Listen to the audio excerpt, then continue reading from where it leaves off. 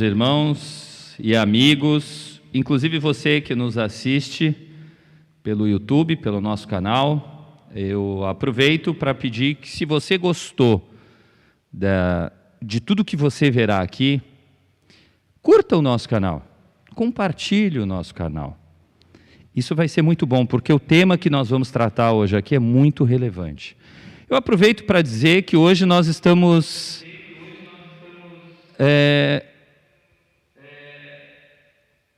O que foi isso? Vamos começar de novo, já que dá para gravar. Posso? Tá, então tá. Então eu vou começar de novo. Boa tarde, meus irmãos e amigos. Depois de tanto tempo sem café teológico, e considerando que nós tivemos a questão da pandemia, né? E ainda estamos em meio a uma pandemia, vocês notarão que o nosso café teológico hoje é diferente.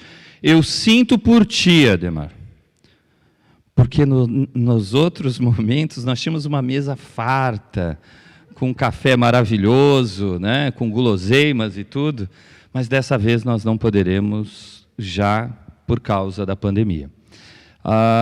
Você que nos assiste, eu te convido, se você gostar de tudo que você vai ouvir aqui hoje, que você curta o nosso canal, que você compartilhe esse conteúdo, pois ele ajudará muitas pessoas que estão sendo enganadas. Hoje, então, depois de 1 ano e meio aproximadamente sem café teológico, nós estamos retomando com o tema Marxismo Cultural na Igreja. E o nosso convidado especial, Ademar Vivian, ex-missionário na antiga União Soviética, também professor de História, teólogo, estará conosco aqui trazendo um pouco dessa experiência, falando um pouco sobre esse tema, marxismo cultural. E nós teremos a participação do nosso pastor, Márcio Peralta, que ajudará aqui, acho que fazendo perguntas difíceis não, né, Márcio? Só, mais ou menos, está vendo? E, como sempre, o nosso café teológico, nós teremos um período de 40 minutos, depois será aberto a perguntas para que todos possam participar. Então, estamos dando início ao Café Teológico. Seja bem-vindo, Ademar. Então, boa noite, meus irmãos. Você que nos assiste aqui presencialmente, você que nos assiste pelo nosso canal no YouTube. Então, o Ademar Vivian, como o irmão Marco disse, ele é licenciado em História, pós-graduado em História Contemporânea do Brasil, bacharelado em Teologia Missionária, foi missionário na Rússia, no Círculo Polar Ártico e na Sibéria. Qual foi o período, Ademar? Uma boa tarde, um privilégio poder estar aqui com você. Só pedir que você fale no microfone, porque está sendo gravado. Alô? Alô? Alô? Estão me ouvindo? Então tá bom, pode perguntar. Qual foi o período que você esteve na Rússia? E seja muito bem-vindo. Obrigado. Foi 1 ano após...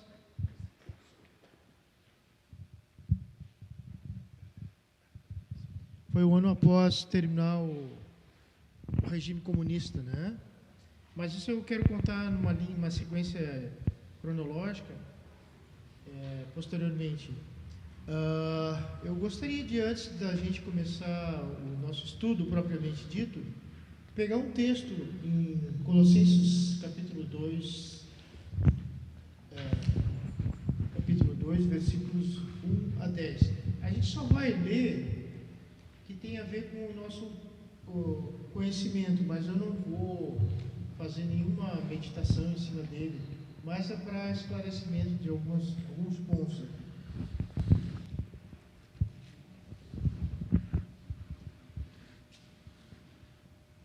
Vamos lá.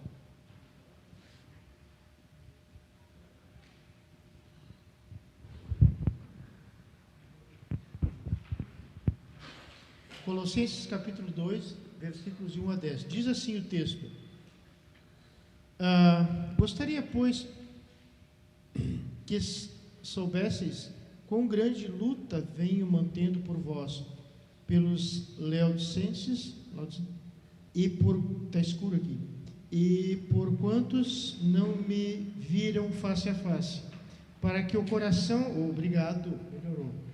Para que o coração deles sejam confortados e vinculados juntamente em amor, e tenham toda a riqueza da forte convicção do entendimento para compreender plenamente o mistério de Deus, Cristo, em que todos os tesouros da sabedoria e do conhecimento estão ocultos. Assim digo, para que ninguém vos engane, como raciocínios falazes. Pois, embora ausente quanto ao corpo, contudo, em espírito estou convosco, alegrando-me e verificando a vossa boa ordem e a firmeza da vossa fé em Cristo. Ora, como recebestes Cristo Jesus, o Senhor, assim andai nele, radicados e edificados e confirmados na fé, tal como fostes instruídos, crescendo em ações de graça.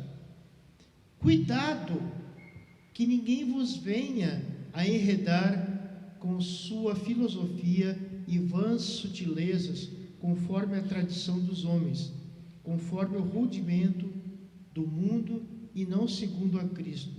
Porquanto nele habita corporalmente toda a plenitude da divindade. Também nele estáis aperfeiçoados. Ele é o cabeça de todo principado e potestade. Então, essa é uma meditação que Paulo nos alerta a termos cuidado quanto esse mundo de doutrinas que está aparecendo na igreja nesses 2000 anos. A igreja sempre foi afetada por isso, por falsas doutrinas, por governos tiranos. E como é que ela se comportou diante da história? Como é que ela sobreviveu em meio a toda essa pressão, em meio à história do mundo secular e das falsas doutrinas e heresias dentro da igreja? Então, Paulo alerta isso, para a gente ficar esperto. Tá? Então, esse é um dos motivos da gente estar aqui hoje, é conversarmos, e construirmos um conhecimento de como que a gente pode estar atento a esses conflitos, porque a agenda escatológica de Deus está pronta. Nós sabemos o fim, segundo os textos, principalmente de Apocalipse e Daniel. Mas como é que nós vamos nos defender durante o período que a gente está aqui contra essas situações adversas? Como é que a igreja confronta isso tudo? Como é que ela não se submete a essas heresias do mundo contemporâneo? Ideologias políticas que estão afetando dentro da igreja, elas estão permeadas dentro da igreja. Por quê? Porque nós somos cidadãos também lá fora, que temos a nossa vida, e nós somos pressionados, bombardeados com todo tipo de conhecimento falsos e falsas doutrinas. E aí, como é que fica? Trazemos esses conhecimentos que são contrários à vontade de Deus, do projeto do reino de Deus para dentro? Como é que a gente vai enfrentar isso? Então, esse é o nosso questionamento. Então, vamos, eu queria falar só 2, 3 minutos sobre como é que Deus me trouxe até aqui, porque todos nós temos uma história, e há um tempo atrás eu ajudei um senhor a fazer sua biografia. Ele foi segurança, guarda-costa de 2 presidentes da República, isso nos governos militares. Hoje ele tem 83 anos. E eu insisti por 5 anos, vamos fazer tua biografia. Não. Tinha medo. Não, vamos lá. Até que ele criou coragem, depois de 5 anos. Aí eu ajudei ele. A gente fez um livro muito legal. Por quê? Porque todos nós temos uma história para contar. Então, por eu ser historiador, eu vi que ali tinha algo muito interessante. Mas uma pessoa simples também tem a sua história. E como é que ela se relaciona com Deus? Então, Então, por isso que eu estou falando um pouquinho de mim. Então, eu nasci numa cidade do interior chamada Mussum, num contexto italiano. Meus pais tinham uma fábrica de móveis, depois vieram para o contexto urbano, Pedro Gonçalves, Caxias, Porto Alegre. Nesse período a gente montou várias churrascarias, restaurantes. E eu sempre tive aquela vocação de ler, de colecionar enciclopédia, não sabia, num contexto de pessoas semi-analfabetas, como eram meus pais. Eu surgi nesse... É uma coisa estranha, né? Mas eu gostava de comprar livros e coisas desse tipo. E mais tarde, então, eu conheci o Evangelho, me converti. Depois de um tempo, eu fui para o seminário. Eu achava que eu cria que eu tinha que conhecer um pouco mais. Eu não sabia se eu ia ser missionário, pastor, mas eu tinha uma necessidade de conhecer um pouco melhor de Deus. E Deus proporcionou, vou entrar em detalhes aqui, essa caminhada. E quando eu terminei a faculdade, o seminário Palavra da Vida, que me oportunizou, assim, abriu meu horizonte em termos de conhecimento missionário, que a minha especialização foi em missões. E aí eu tive a oportunidade de ir para a Amazônia, para a América Latina toda, de mochila. Depois, quando me formei, eu fui 3 meses andando de mochila por toda a América. Tive entre os pescadores do litoral paulista. Ali era o início daquela missão chamada MEAP, do Márcio, conhece? É o Ministério Evangélico de Ajuda a Pescadores. São mais de 2.000 comunidades em todo o litoral brasileiro. Claro que eu fui numa só. E aí eu fiquei assim fantasticamente envolvido com isso. Quando eu voltei, eu tive uma sensação de que eu tinha que ter uma profissão para poder ajudar também a minha igreja e aumentar meu conhecimento. Eu fui fazer história e dar aula de história. E nisso eu também ajudava a igreja em alguns setores na área do ensino. Bueno, e fui trabalhar. E nesse período, depois de um longo prazo, surgiu a oportunidade de eu visitar como missionário, contribuir como missionário na Rússia. Fui convidado para uma missão americana.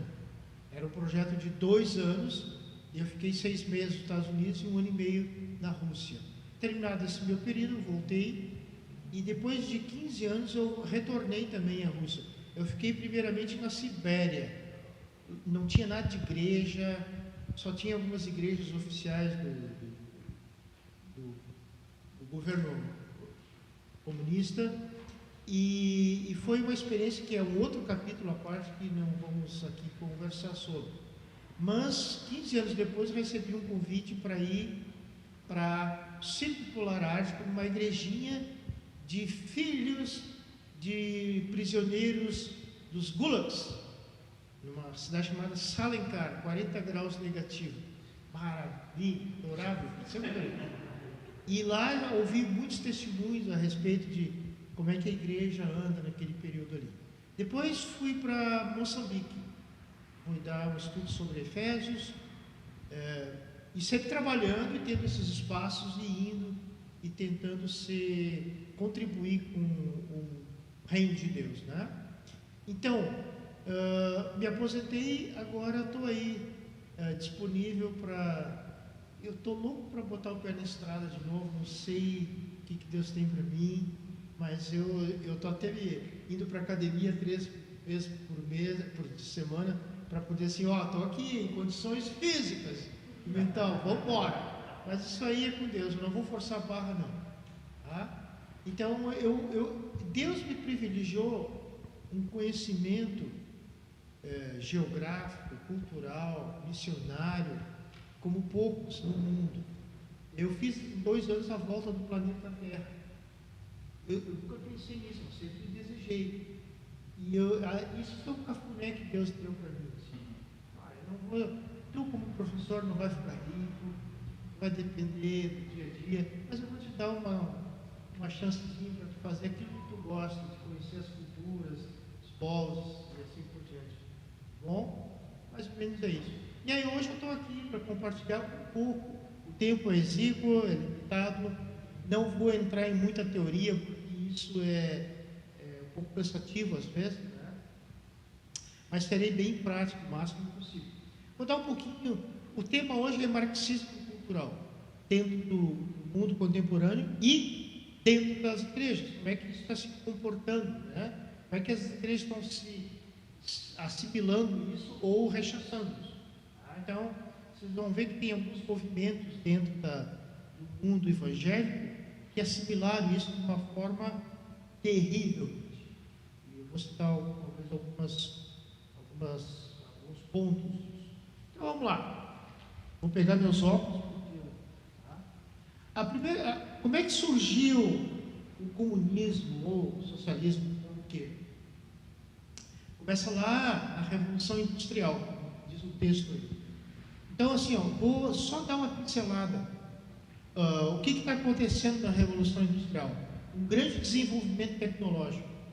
O homem deixa de fazer artesanatos, manufatura, que é pegar um sapato, e eu mesmo faço todo ele. Agora não, tem máquinas, divisão de trabalho, uma produção em série fantástica. O mundo chega em 1850 ao primeiro bilhão de pessoas. Desenvolvimento da agricultura, da ciência na área das médicas, muita comida, muito alimentos rolando. Então a população hoje é quase 9 bilhões, em 150 anos aproximadamente, multiplicou. O mundo levou 10 mil anos para chegar a 1 bi. E depois, em 150 anos, chegou a 9, quase. Tá? Então, isso é uma população enorme. Né? O impacto dessa população no mundo, como é que se está? Então, assim, o que aconteceu? Nesse desenvolvimento industrial, tecnológico, sempre haverá crises em todas as fases do desenvolvimento da humanidade. Há desemprego e assim por diante. Mas toda essa tecnologia, com o passar do tempo, nos beneficia. Mas no momento, quem está vivenciando isso, sofre com isso. Naquele período, aquelas pessoas que não tinham leis trabalhistas, nada que protegiam a eles, trabalhavam 12 horas, 15 horas por dia, em regime de escravidão, passavam fome, frio. E aí surge, consequentemente, uma força contrária para melhorar a qualidade de vida daquele trabalhador. E é isso que surge então os sindicatos e assim por diante, e surgem alguns pensadores de como resolver isso. Surge o Marx, vou citar 1, 2, Engels, que pensa assim, não, para aí, toda essa riqueza produzida é da classe operária, então como é que nós vamos tirar isso dessa classe burguesa que está nos explorando? Através das armas, da revolução, de matar essa gente. E essa era a possibilidade da época, era o que eles tinham. E aí o que acontece? Então o Marx escreve alguns ensaios e alguns livros, entre eles o Capital e o Manifesto Comunista. Eu li parte do Capital, mas todo o Manifesto Comunista. E quando eu estava na universidade, isso há 35 anos atrás, eu fiquei apaixonado por toda essa, mesmo eu sendo cristão ainda. Mas era um outro mundo, era um outro momento, anos 80. Eu fiquei impressionado com o discurso daqueles professores que adocicavam, né, uma pílula em cima desse processo que estava acontecendo, mostrando que isso era o correto. Eliminar as pessoas, o que fazer com elas? E eu quase que entrei nessa. Eu fiquei uns 15 anos entorpecido, drogado por esse vírus chamado ideologia marxista. Porque era o que tinha. Eu vim de uma cultura, de uma família pobre, culturalmente, semi-analfabeta. O único referencial de conhecimento era esse. E os caras, e aí a gente começava quase a idolatrar aqueles professores. Foi muito fácil. E todo mundo ali na sala, a gente estava vivendo aquele momento. Então essa era a verdade absoluta. E aí também surgiu naquela época, dentro do cristianismo, a missão integral, né, do René Padilha e outros caras, Ariovaldo Ramos, que até hoje tem um discurso marxista, defende a esquerda e assim por diante. Eu entendo ele agora, porque eu vi isso. Talvez vocês não vão entender, o Márcio também entende, porque ele participou quando não estava, tinha se convertido, de sindicatos e tal, e a gente entende isso, como é que funciona. Eu era cego, agora eu vejo. O raciocínio deles parece lógico, mas é uma mentira absoluta. E eu não sei, eu sei, Deus foi que atuou na minha vida para eu sair fora. Porque esse vírus, quando entra, dificilmente ele sai do teu corpo. Ele te infecta de tal forma. E lá onde eu moro, no condomínio, tem um casal, ela é doutora em psicologia, ele é não sei o quê, e os caras pensam desse jeito. Te vê, não é a questão cultural mais, cultura eles têm. Só que eles abraçaram isso e não abrem mão disso. Eu nem entro em conversa com eles para manter a minha relação com eles. Nunca. Eles nem sabem o que eu penso, o que eu pensava. A gente conversa outras coisas, sobre o reino e tal. Bom, o que acontece? Vem a Primeira Guerra Mundial. E o Karl Marx disse assim, olha, nós proletários temos que nos unir no Manifesto Comunista. Nós temos que nos unir, o mundo, o planeta, todos os povos têm que se unir para derrubar esse sistema que está nos oprimindo. Aí vem a Primeira Guerra Mundial, de 1914 a 18, e a classe operária vai à guerra. Eles não entenderam, e aqueles marxistas não entenderam as coisas. Nós estamos chamando eles para não irem para a guerra, para lutar contra outro país. A ideia do nacionalismo era tão forte que aquela classe operária saiu das fábricas e da agricultura, do campo, e botaram um fuzil na mão deles e foram. Tem um filme maravilhoso, que é Nada de Novo no Fronte, e conta a história de uns colegiais, os caras se formaram no segundo grau, uma cidadezinha do interior da Alemanha, foram juntos para o mesmo esquadrão, e lá quase todos eles morreram naquele negócio da guerra. E aí, quando ele volta, ele tenta argumentar com o professor da escola, é chamado para falar sobre a guerra que estava vivendo, era a guerra das trincheiras, milhões de pessoas morrendo. Aí ele fala totalmente o contrário. Ele é quase que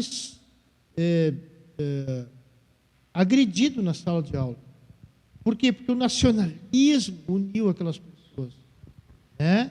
A ideia da pátria e tal, que é legal, mas depende como você direciona isso.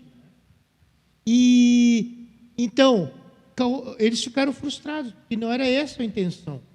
Terminou a guerra, o que acontece? Vem o período entre guerras, que é chamado entre a Primeira Guerra Mundial e a Segunda Guerra Mundial. E Ademar, e durante a Primeira Guerra Mundial ainda desencadeia a Revolução Russa. Ah, sim, obrigado. Aqui está, eu coloquei, mas obrigado por me puxar, porque senão eu vou embora para algum lado. Essa é a minha função. Aí vem aqui. a Revolução Russa. Por que vem a Revolução Russa? Por questões da classe operária? Não tanto, porque não havia quase indústria na Rússia, uma que outra. Mas era por causa da saída, o povo estava sendo massacrado, não tinha tecnologia militar suficiente, milhões de pessoas estavam morrendo, e o povo disse, queremos sair da guerra, e o czar Nicolau II disse, não, vamos ficar. Por quê? Porque ele tinha relacionamentos políticos, contratos com países da Europa, então não podia sair. E aí, então, o que acontece? Vem a Revolução Comunista, e derruba a monarquia e implantam o socialismo. Tá? E aí começa, então, uma nova fase dentro da Rússia. Eu vivi isso tudo, eu visitei aqueles lugares, conversei com aquelas pessoas, é um outro assunto, eu vou ficar aqui. Mas é interessante, é lógico. Mas quando eu cheguei lá e tinha acabado com o comunismo, os caras, quando eu disse para eles, olha, eu também sou socialista. Eu tinha saído recente da faculdade, era 6 meses que eu saí, eu estava... E aí, nossa, tu é socialista? É louco! Eu dizia, mas como? É um negócio legal, né? É a luta da classe operária, do proletariado, aquele troço todo. E aí os caras, não. Aí me convidaram para falar numa rádio de anarquistas. Eu fui lá, falei. Aí eles me receberam bem, mas o povo na rua não, queria consumir. A classe operária queria acabar com a guerra, tanto na Primeira Guerra como ali. Eles queriam construir produtos, criar família, mandar os filhos para a escola, ter lazer. Quem queria guerra? Os marxistas queriam guerra. Então, quando a Rússia acabou o comunismo, eles queriam construir. Então, vamos lá. Então, aí no período entre guerras, surgem outros pensadores de que o capitalismo e a economia liberal e a democracia falharam. Então, qual é a próxima? Então, nós não queremos o comunismo. Então, qual é o próximo passo? Os caras criaram o fascismo italiano, através de Mussolini, que era um ex-socialista, e Hitler, que também era social-democracia, socialista alemã. Ele pegou as ideias do comunismo, do socialismo, e implantou um outro regime, que é o nazismo. E o Mussolini também. E aí, o que caracterizava esses movimentos? A mesma coisa que o comunismo: partido único, um líder, controle das informações, da educação, controle dos meios de comunicação, militarismo. Interessante, depois eu vou talvez trabalhar aqui a questão da educação. Hitler, vocês já viram ou não, para ele poder tornar aquele homem uma máquina de guerra, ele extirpou da cultura alemã, que era riquíssima nos anos 20, 30, extirpou toda a forma de conhecimento filosófico, sociológico, literaturas do mundo inteiro, e eles faziam canções de guerra nas praças, e as famílias traziam pilhas de livros, de enciclopédia, literatura, e jogavam pilhas de 2 andares de livros e punham fogo. Já pensou, Márcio, aqueles livros ali? E para quê? Para lobotomizar, atrofiar a mente dessas pessoas. O que é lobotomizar? Aqui atrás do cérebro tem um chamado lobo. Você pode explicar? Lóbulo. E ele controla a razão, o cognitivo das pessoas. Nesses hospícios do passado, quando o cara perturbava demais, eles cortavam aquilo ali, desconectavam do cérebro, ele virava um zumbi, um vegetal. E foi isso que Hitler fez, tornou essa população toda zumbi. E é isso que o marxismo faz hoje na escola, que a gente vai ver. Tornar as pessoas zumbis, lobotomizadas. Então, esses movimentos, tanto o fascismo como o nazismo, queriam dominar o mundo, militarismo, expansionismo, conquistar vários países do planeta. Então, eles precisavam, não dava para botar um fuzil na mão de um operário, ou de um estudante, ou de um agricultor, e dizer: vai para a guerra. Vai tu. Não, mas os caras prepararam os caras 10 anos antes. E aí, inflamaram o nacionalismo, o patriotismo de uma forma agressiva, expansionista, e as pessoas foram para a guerra, sem pudor nenhum. E o Hitler usava literaturas aquele filósofo alemão, que tinha um bigodão, a idade, bem. Ele dava para a polícia da SS esses livros para que eles pensassem que o ser humano, quando fosse invadido, os povos, não eram seres humanos, era uma máquina biológica que não tinha um sentimento, alma, nada. Então era muito mais fácil você chegar. Nietzsche. Isso, Nietzsche. Então, os livros de Nietzsche, ele é um pensador maravilhoso, fantástico. A gente tem que ter cuidado com ele. Ele nega Deus, Deus não existe, Deus está morto. E por aí vai. Mas, então, ele dava certos tipos de literatura do Nietzsche para que os oficiais da SS lessem e fossem condicionados a se tornarem também uma máquina mortífera. Então, só recapitulando, então o socialismo ele foi implantado na Rússia, e o nazismo ele vem de um adepto ao socialismo, Isso. com Hitler na Alemanha, e Mussolini na Itália. E aí seria o fascismo. Isso, aí eles criam um movimento parecido com o comunismo, mas características próprias dele. Né? E ainda nesse período surge a escola de Frankfurt. Chega lá. Ah, ok. Bem, estou entrando agora aqui. Está me empurrando. Eu sei. O papel do Ademar eu aqui... fazia isso quando eu era professor. O papel do Ademar aqui é instruir vocês. Quando Meu o aluno papel chegava assim, é administrar o tempo. Eu abria para o aluno falar e ele não parava. Aí eu disse, eu pegava uma frase dele, chamava para mim, jogava ele, sentava ele. Senão o cara não parar. Eu posso parar. Então, surge nesse período também esses movimentos. Duas escolas que vão dizer, olha, não é por armas que a gente vai dominar o mundo. O comunismo, o socialismo não vai dominar o mundo com armas. Acabou isso. Porque a classe operária não quer. Ela quer ter paz. Ela quer cuidar dos seus filhos. Não quer mais morrer na guerra nem mandar os seus filhos para a guerra. E aí, então, surge em 23, Antônio Gramsci. Não sei se vocês já viram falar nesse cara. É um italiano, como eu, que foi socialista, mas agora eu deixei, mas ele continuou. Só que ele disse assim, não é na guerra, no fronte, que você vai mudar o mundo para ser socialista. Vai ser na sala de aula. Porque o marxismo ele deve ser cultural, não mais revolucionário, armado. Então nós temos que entrar nas universidades, formar aqueles professores para que eles vão para as escolas, principalmente as escolas fundamentais, onde a criança é melhor doutrinada, a gente vai entrar aí, e façam a cabeça dessa gente. E ele disse assim, nós temos que destruir todos os conceitos do mundo ocidental. Aí eu vou entrar aqui daqui a pouco, os pilares dessas escolas. Primeiro eu vou citar as duas escolas. Então a luta dessa classe não era social, era econômica. Não era econômica, era social. No passado, o Marx disse é econômica, mas ele disse não é econômica.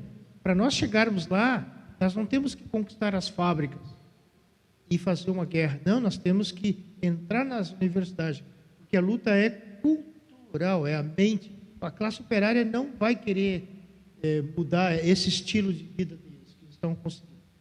E aí o que acontece? O Antônio Gramsci, ele era um socialista, dentro de um regime fascista, fascismo italiano, e ele vai preso por 12 anos. E lá ele escreve um caderno sobre... E ele não podia escrever, ele escrevia escondido. Caderno do cárcere.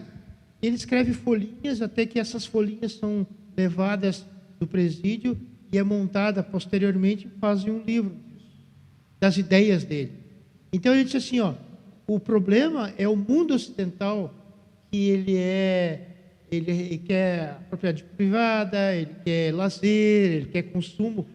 Essa sociedade nós temos que destruir, não tem que deixar pedra sobre pedra. Nós temos que criar um caos.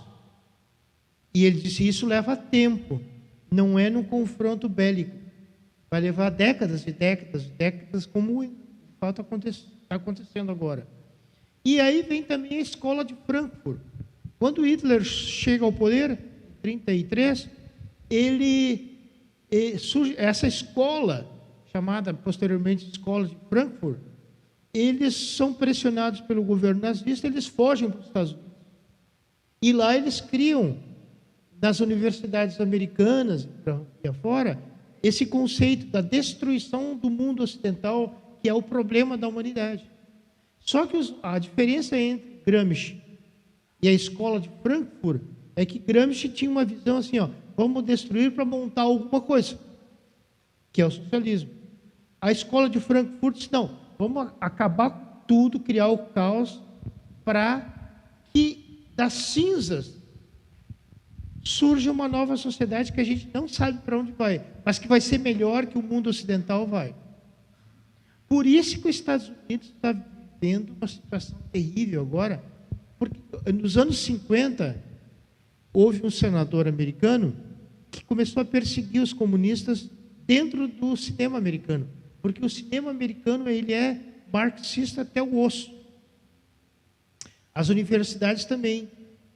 E ele perseguiu essa gente toda por uns 3, 4 anos.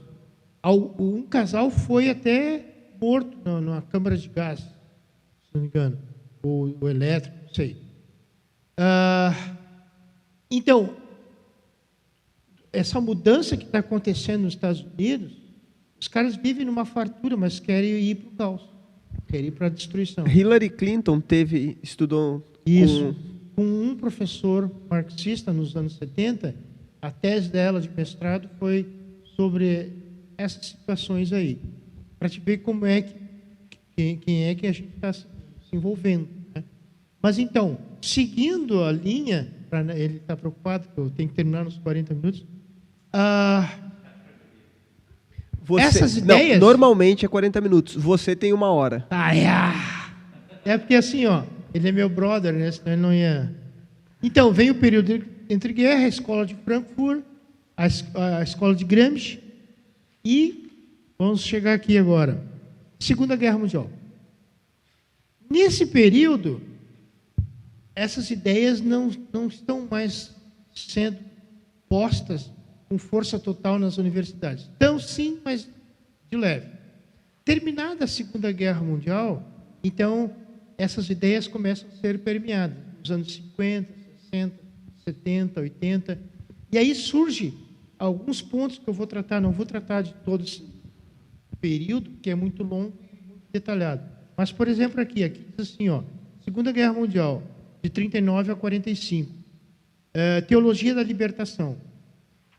Tem uma mulher que eu vi no YouTube, que ela era secretária da Cúria dos Estados Unidos nos anos 60 e 70. E ela soube e contou que naquele período, como ela era secretária dos bispos e tudo, o mundo comunista americano escolheu 1.100 vocacionados do seminário católico, que eram oriundos do mundo marxista, para serem padres, serem formados nos seminários, e dali 30, 40 anos eles fazerem a cabeça, aquele projeto todo, dessa população americana católica. Essa era a tese dos caras. Tá? Então, assim, essa coisa vem de longe. E hoje nós temos aqui perto, você mencionou um seminário aqui gaúcho, que você foi numa tese de doutorado. Isso. Aí tem a teologia da missão integral, que é do Brasil aqui. E tem, esse tempo eu fui no seminário luterano, ali de São Leopoldo, e eu fui assistir uma tese de doutorado de um batista, que ele fez carioca, que ele fez a tese dele ali, doutorado, porque nessa área de aconselhamento eles são muito bons. Mas a teologia deles é que é marxista. Enfim, o que aconteceu? Ele estava falando, a tese dele era sobre a culpa. Muito interessante, uma excelente tese de doutorado. Tem isso, a culpa. Como adoece as pessoas. Leva uma enfermidade psíquica, da alma e espiritual. Muito bem, voltando aqui. E aí eu tinha 2 mulheres assistindo o doutorado, uma era colombiana, a outra cubana. Eu perguntei, o que vocês estão fazendo aqui? Você de Cuba? Estou fazendo um doutorado na área da... Bem, a mulher libertada do machismo, sei lá, coisa assim. E aí eu ouvi uma palestra de um pastor no YouTube, ele dizendo assim, que há 30 anos quase, essa teologia popular que os luteranos desenvolveram, que é uma teologia da libertação açucarada. E eu, por um tempo, frequentei uma igreja luterana num bairro de São Leopoldo, de Novo Hamburgo, que fica perto da minha casa, mas depois que trocou o pastor, que era um cara antigo, ainda da velha guarda, aí veio o novo, eu disse, o cara... Aí eu disse, não está mais. Para te ver como isso está dentro da cultura. Tá? E aí, então, a gente vê tem esse cara, o Ariovaldo Ramos, que é da... Qual é a missão que ele trabalhava? Missão Mundial. Isso. Quem falou? Ah, muito bem. Ele tem um projeto de intimidade com o PT, com o Lula e assim por diante. Tá? Bueno, passamos aqui para os movimentos. Tropicalismo. Eu vivi o movimento tropical, eu achava uma maravilha. Aquela galera com aquelas roupas estampadas, coloridas, e aquela gente que não fazia nada, numa rua. Caetano Veloso, Gilberto Gil. Nossa! Eu adorava aquilo. Mas tinha por trás. Porque assim, ó, todas essas ideologias, os caras pensaram, daqui a 30, 40 anos vai começar em todo o mundo. E isso é o reflexo do mundo marxista, né? Da teologia, do marxismo cultural. Por trás daquela beleza, tudo é paz, amor, tinha uma mensagem de desconstrução da sociedade, dos valores da sociedade. Eu vou mostrar daqui a pouco os pontos. Então, a música, ela é extremamente importante para levar essa mensagem de desagregação, de desconstrução. O que rola ali? Droga, prostituição, promiscuidade. Eu vi uma palestra de uma pesquisadora na área da música, ela disse assim, ó, se você ensina violino num bairro pobre, um outro instrumento que requer disciplina, estudo, comportamento, desenvolve o cognitivo da criança, na escola e na vida. Agora, se tu desenvolve numa escola de periferia, uma escola de percussão,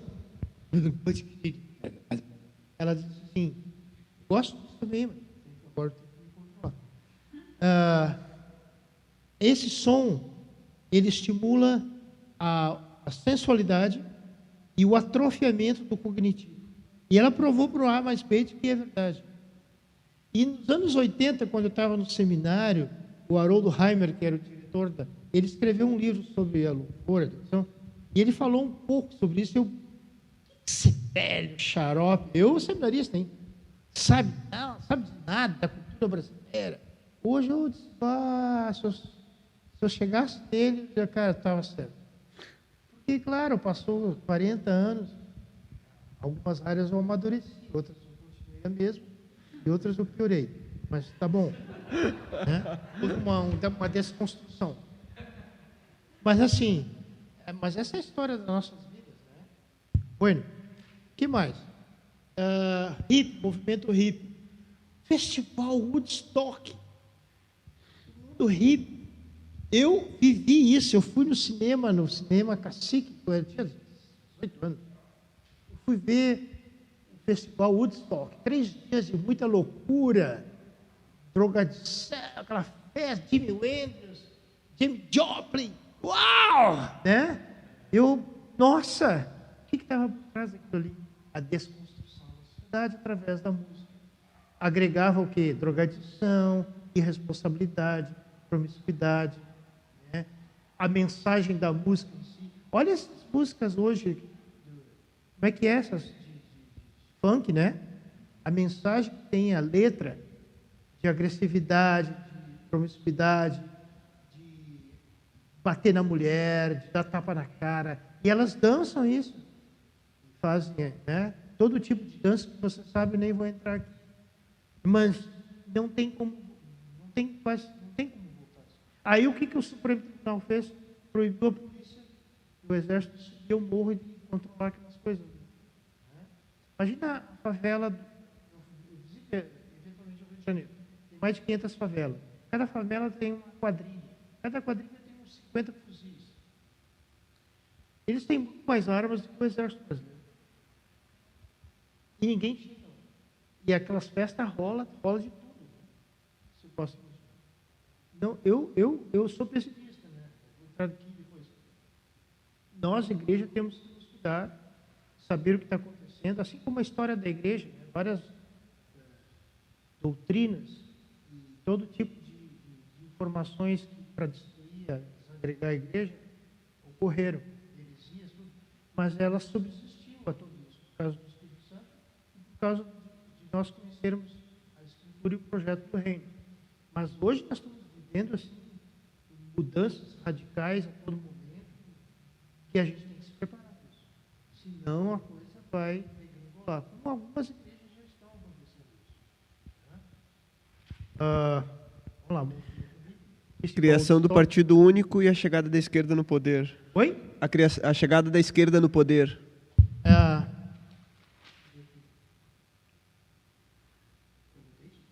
Sim. A criação do Partido Único na década de 90, o Foro de São Paulo na década de 90 e a chegada da esquerda nos anos Rock 2000. in Rio. Lembra do Rock in Rio? Nossa, eu estava no seminário quando aconteceu o primeiro Rock in Rio. A galera foi toda lá, alguns para evangelizar e tal. Há testemunhos das igrejas. Eu estava no Rio quando aconteceu isso. Muitos testemunhos interessantes sobre conversão de pessoas. Mas a droga rolava solta. E até tinha aquela, o símbolo era uma guitarra que estava estilizada com o rosto do... Lembra-se disso? Do capeta, assim? As gombinhas. A guitarra tem duas gombinhas, assim, as antigas, né? E estava estilizado bem direitinho. Uma mensagem subliminar, né? Era a época das mensagens subliminares. A gente pegava o disco. Professor, só pedir para falar no microfone por causa da gravação. Ah, tá. Obrigado. Obrigado. Por isso que eu contratei ele. Então, aí, Rock in Rio.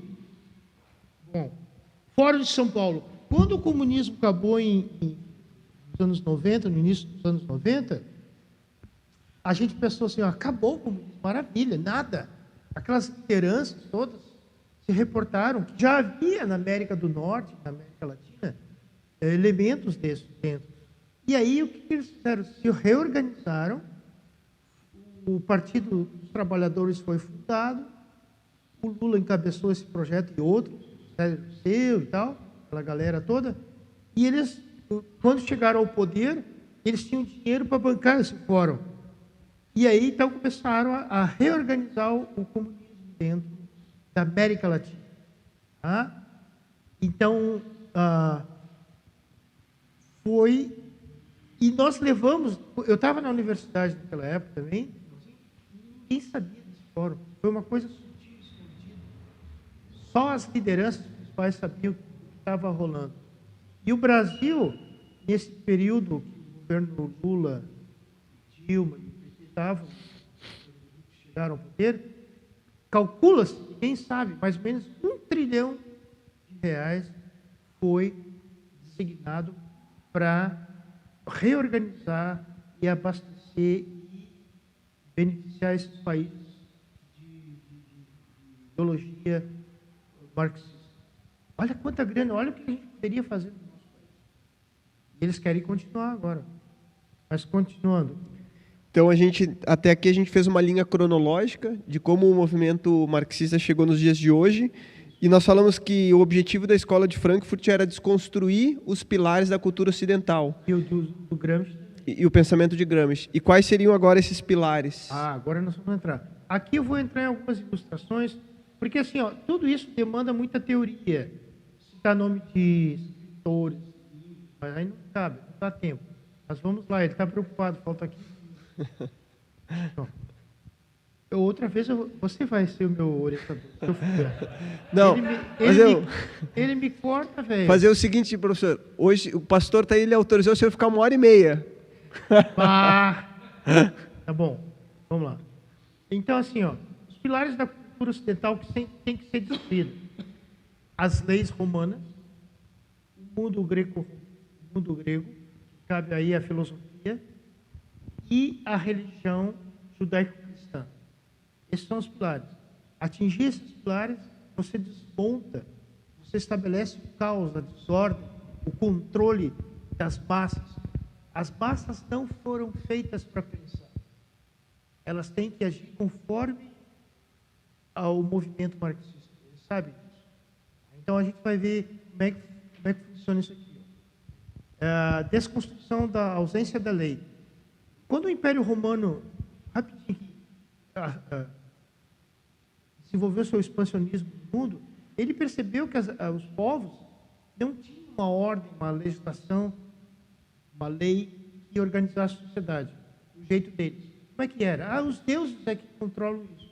Então, tu roubou? Então, os deuses vão saber se tu roubou ou não. Como é que a gente vai saber? Bota a mão no fogo, se queimar a tua mão, tu é culpado. Então, os deuses vão te proteger.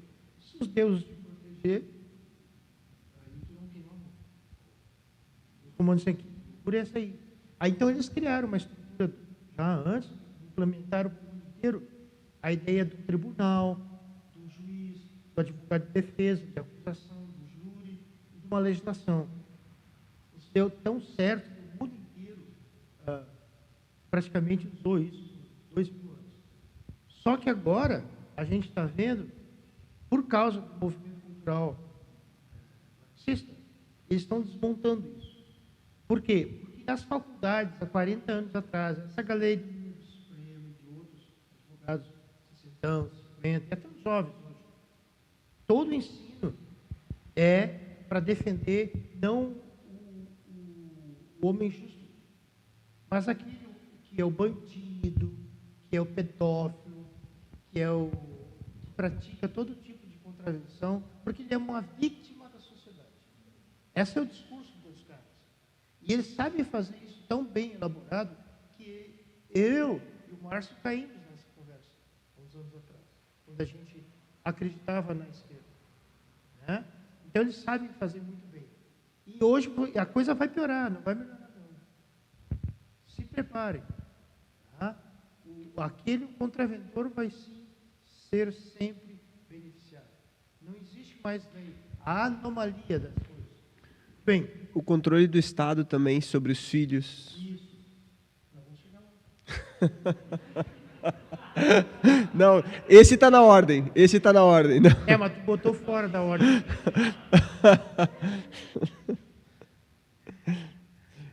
Então, o objetivo dessas leis As romanas... leis, então, assim, ó, a criação daquele órgão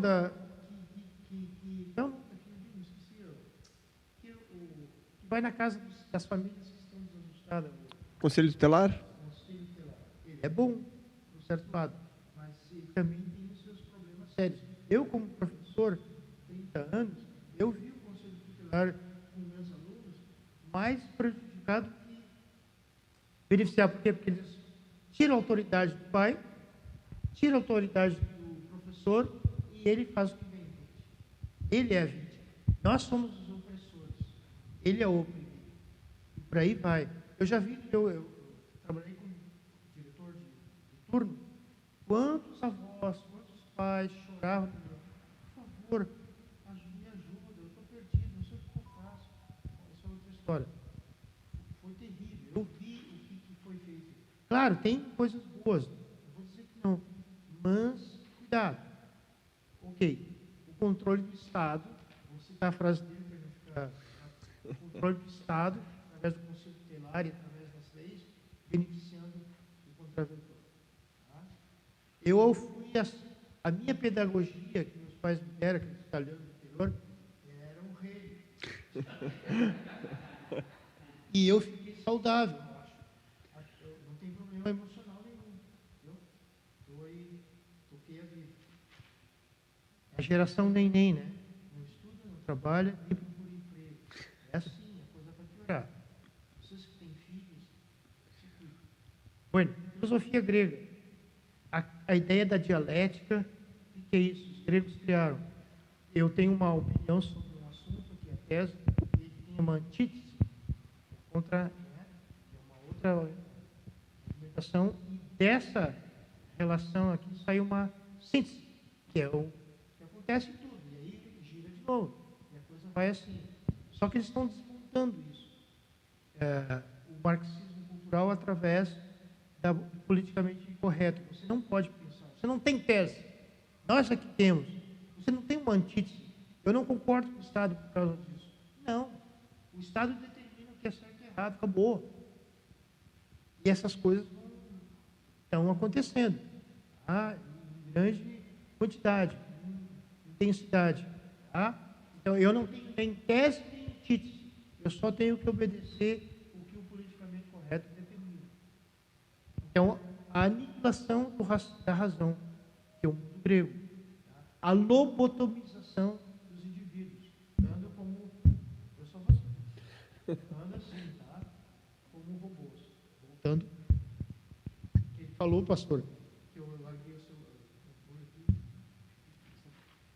Ok. Sim, óculos. Aí, na educação, então, na destruição do saber, surge o personagem Paulo Freire. Isso. A história do Paulo Freire, vocês mais ou menos já sabem. Tem um livro chamado Desconstruindo Paulo Freire. Ele escreveu um livro, Pedagogia do Oprimido, tal. Ele pegou de um missionário americano que veio aqui no Brasil nos anos 30 para ensinar a alfabetização em poucos dias. Ele pegou essa metodologia, é uma longa história e legal, mas não vou contar muito. E pegou a metodologia e aplicou os fundamentos do marxismo para alfabetizar o indivíduo com a metodologia marxista. Então, eles pegam 17 palavras geradoras. Por exemplo, o cara é pedreiro. Cimento, pá, martelo, prego, marmita, tijolo, essas palavras, e constrói a alfabetização, e ainda dizendo, olha, você faz a casa, mas o outro aqui mora nela. Por que isso? Sabe?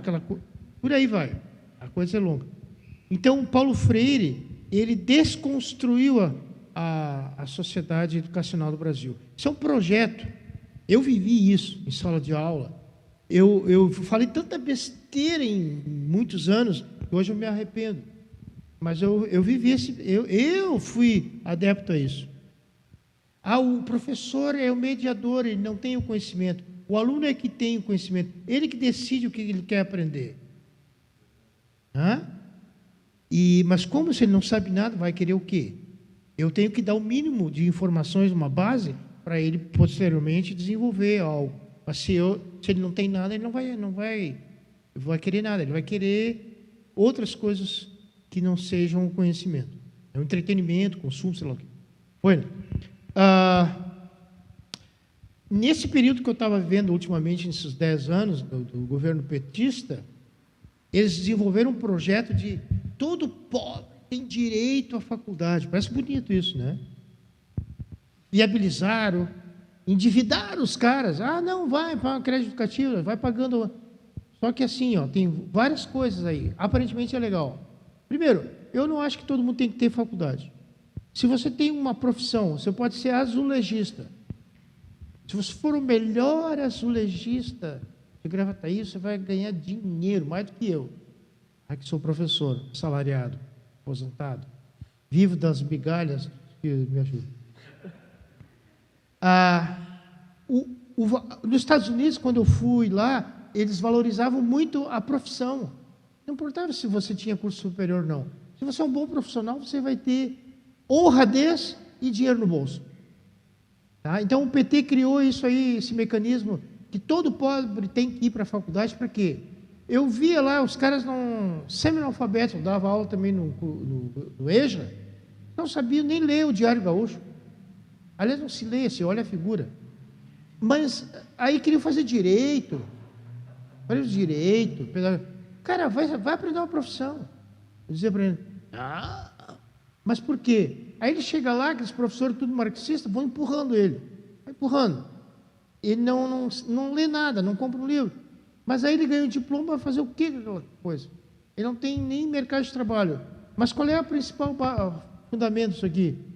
Doutrinação. Porque normalmente os caras que eu dava aula no EJA tinha 40 anos, 30 anos. Esse cara não passou pelaquela escola marxista, quase. Muito pouco, pegou só um início. Mas então ele tem que voltar para a escola, para os bancos escolares, para fazer um curso superior, para ser doutrinado. Não sabe nada. E esse é o problema, às vezes, na igreja. O cara é mal instruído na escola, faz um fundamental, um médio, ruim, e aí ele se converte, vem para a igreja e não sabe ler a Bíblia. Aí tu ensina. Tem escola dominical, não sei se ainda existe, na minha época tinha. O cara tem outros métodos de ensino, né, teológico, dentro da igreja hoje, mas na minha época era a escola dominical. Ele ficava 30 anos na escola dominical, não entendia nada, não sabia nada. Por quê? Porque foi doutrinado a não pensar. Entendeu? Então, isso é um problema sério na educação brasileira. A educação brasileira é uma das piores do mundo, do planeta Terra. Tá? Estou andando aqui. Arte. Nossa, eu sempre vou e visito os museus de qualquer cidade, São Paulo, Rio, outros, né? Gravataí, não sei se tem. Centro Cultural deve ter. Mas assim, eu vou assim, eu já fui em alguns. Daquela casa da Soriana ali, né, em Gravataí, muito bonito. Frequentava aquilo ali. Tem uma história legal por trás daquilo ali. Mas, enfim. Eu fui no MASP, agora a última vez, tinha, no meio daqueles quadros de Rembrandt, Monet e tudo mais, um quadro, logo na entrada, onde os alunos, porque frequenta muito aluno, um pavilhão, um quadro assim, no meio dele, sutil. Um quadro extremamente pornográfico, promíscuo, de uma relação entre animais e seres humanos. Mas assim, sutil. É a mensagem subliminar. E por aí vai. Aqui lembram no Marx, há uns anos atrás, o cara pelado no chão e a menina apalpando ele. Tá? Então, expressões artísticas como o teatro. Porque assim, quando você faz o absurdo do absurdo, não tem mais nada. Quando aconteceu uma coisa absurda, tu não te escandaliza mais. Então aqui, esses grupos de teatro, dos caras andando em roda, pelado, enfiando o dedo no ânus um do outro, ou até para avacalhar o cristianismo, para desconstruir, enfiando no ânus a cruz de Cristo, cara, eu ficava arrepiado. Fazem isso e vão fazer coisas piores.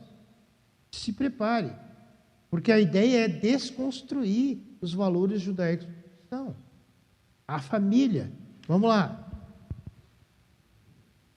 Teatro, né? Como eu falei. Cultura. A cultura gaúcha.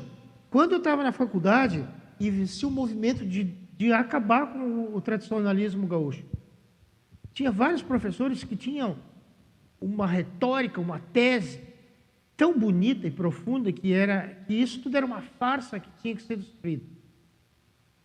E quando eu fui na Rússia também, havia mais de 100 etnias e o comunismo proibia a proliferação dessa cultura, da forma de música, teatro, ou qualquer outra. Tinha que ser padrão, uma unificação da cultura, né? Uma padronização, só uma cultura, que é a marxista.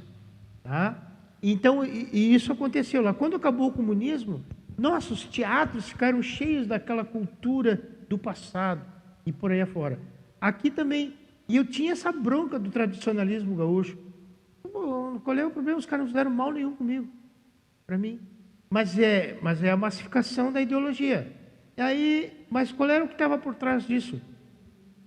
O tradicionalismo gaúcho, ele é familiar na sua base. Ele desenvolve a criatividade da dança, da canção, da declamação de poemas, né? Cria unidade familiar, fazem atividades juntos, excursões, vão visitar outras CTGs. Cara, isso é lindo, maravilhoso. Os pais estão ali, há uma segurança. Mas é isso que o marxismo não quer. Ele quer acabar com isso. E aí eu me dei conta disso aí. E aí eu fiz uma reversão desses valores que eu tinha. Lazer, né? Então eu falei essas festas raves e tal, que eu citei, Festival Woodstock, por aí afora. Elas têm esse objetivo, né? Família. A base deles é assim, desconstrói a família, que tu desconstrói tudo mais. Então, a implementação do homossexualismo, e principalmente na escola fundamental, aonde eles pegam a criança ali, ensinam as crianças a botar batom, a vestidinho. Não, mas eu não quero, meu pai não... Bota! E aí é uma manipulação dessas atividades. Por quê? Porque a maioria dessas professorinhas passaram por esse crivo do marxismo e elas são formadoras de opinião. Professor hoje formador de opinião, não é só o cara da mídia. Então, eu tenho um videozinho aí de 1 minuto e 17 segundos de uma dá para ser? Da Érica Cocai, uma deputada do federal, que numa palestra dela para os marxistas de plantão, ela fala sobre essas coisas e outras, e eu peguei 1 minuto e 17 segundos para ela falar sobre o incesto. O que é o incesto? É a relação de pai e filho, que é o absurdo do absurdo. Mas olha a defesa que ela faz para desmontar a família e a propriedade privada. Vai lá. E esse vídeo é aqui no Brasil apenas 3 anos atrás.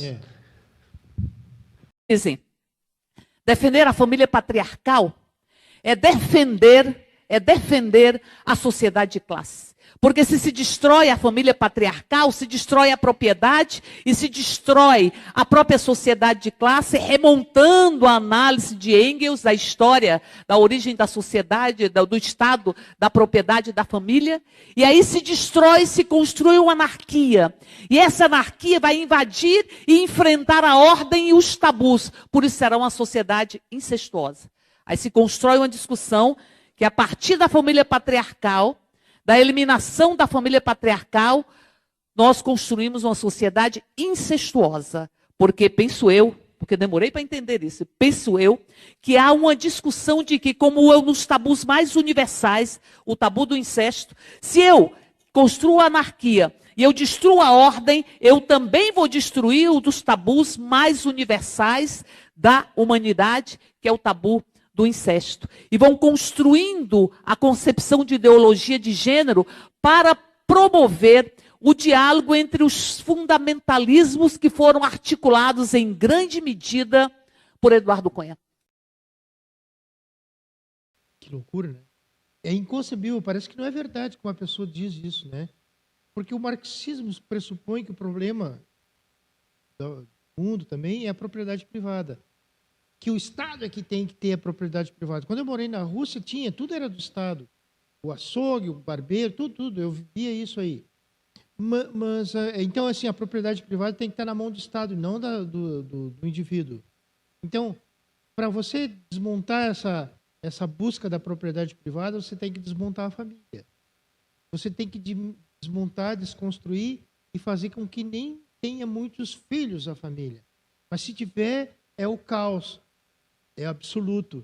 A pedofilia, a promiscuidade, o incesto. Então, assim, é o que rola. Tem que mexer com a família. A família é a base do idealismo ocidental, do mundo ocidental. Então, começa por aí, com a família. E a família cristã também, que ela é permeada da ética e da moral cristã, judaico-cristã. Isso tem que acabar. Isso está acabando. Dentro das igrejas há pessoas que defendem casamento homossexual e também a criação de filhos. Não tem problema nenhum, eles são gays. Eu tenho um primo meu, segundo, que ele é um baita do médico, doutor, tem doutorado. Mas ele tem um cara lá com quem ele vive e estão criando 2 crianças. Não sei o que vai dar nisso aí, mas, entendeu? A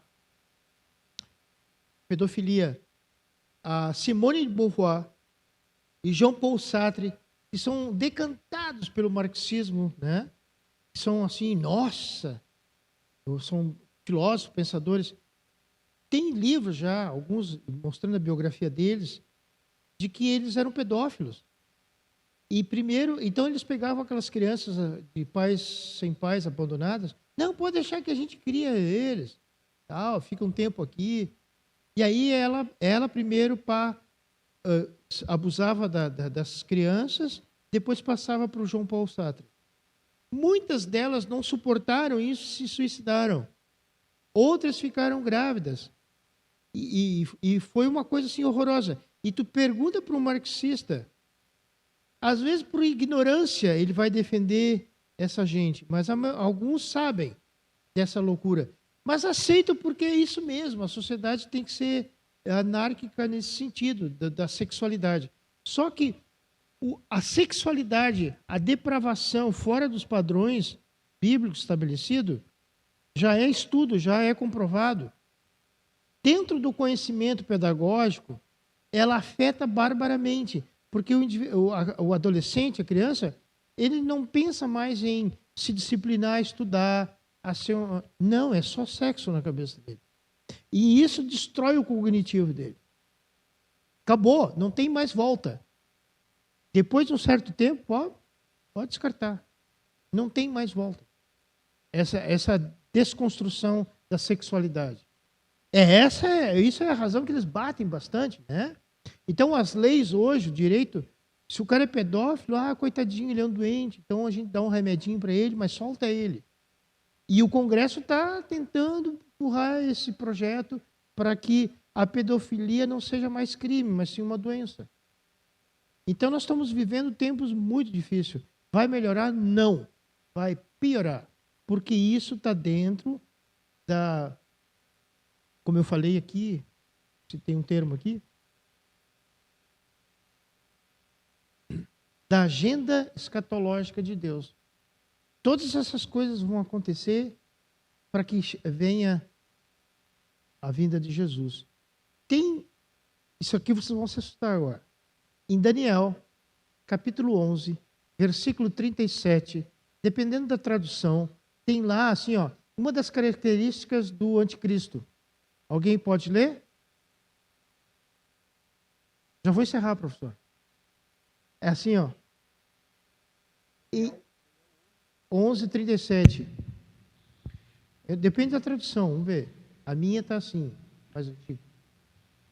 E ele rejeitará, entre outras coisas, o amor das mulheres. Então, a minha versão diz: ele não terá consideração pelos deuses dos seus antepassados, nem pelo Deus preferido das mulheres, nem por sexo. Deus algum, mas se exaltará acima deles todos. Tá, é que a minha tradução é outra. A tua é mais contemporânea, né? NVI. Não, a minha é mais bíblica.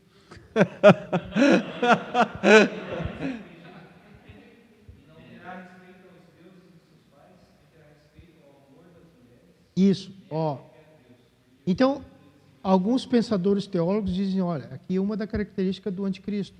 Ele vai rejeitar o amor das mulheres. O que é isso? Cada vez mais as lideranças do mundo são homossexuais. Para começar aqui perto, né?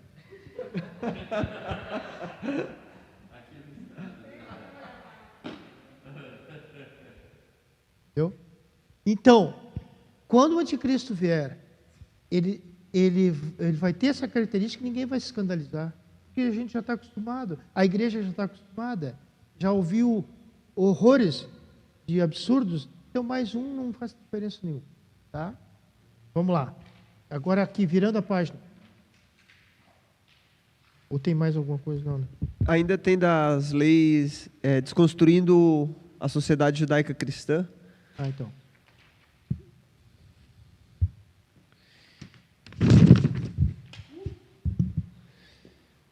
Aí chego lá. Então, assim, Marx disse que a religião é o ópio do povo. E eu acredito que a religião que não tem os princípios cristãos, judaico-cristãos, realmente ela droga as pessoas, aliena as pessoas e joga ela para um mundo que não é real. Mas os valores do reino de Deus, sim, esses são verdadeiros. O pessoal da mídia está pedindo aqui, o microfone. Desculpa. Os caras me podam, meu. É repressão mesmo. Estão me desconstruindo, me levando ao caos aqui. Tá, religião judaica. O que aconteceu no início do cristianismo, né? Cai tudo. Tu tinha que ter uma mesa aqui, não a do lado. Aqui, as coisas. Tá bem, hoje. Quando tem um livro chamado Cristianismo Pagão. Tem em PDF, não precisa comprar. Ele mostra a história do cristianismo em 2.000 anos. Como a igreja cristã foi afetada nos seus valores teológicos, moral e éticos, né? E as barbaridades que introduziram dentro da igreja, rituais, movimentos, assim, para desvirtuar a verdade. Professor, só pedir para que o senhor fale no microfone por causa da gravação, por favor. Obrigado, você é um cara legal. E aí, então, assim, ó, leiam esse livro. Você vai ver como que o cristianismo foi desconstruído. E quando é que começa isso? Desde o início lá, né, já tem movimentos, seitas, que vêm com a finalidade de desvirtuar a palavra de Deus, né? Mas se começou, de fato, com grande intensidade, com o Império Romano, no imperador Constantino, quando ele percebe que mesmo ele matando, batendo nos cristãos, há uma multiplicação de cristãos, aí então o que ele faz? Se eu não consigo destruir meu inimigo, eu me alio a ele, depois domino ele.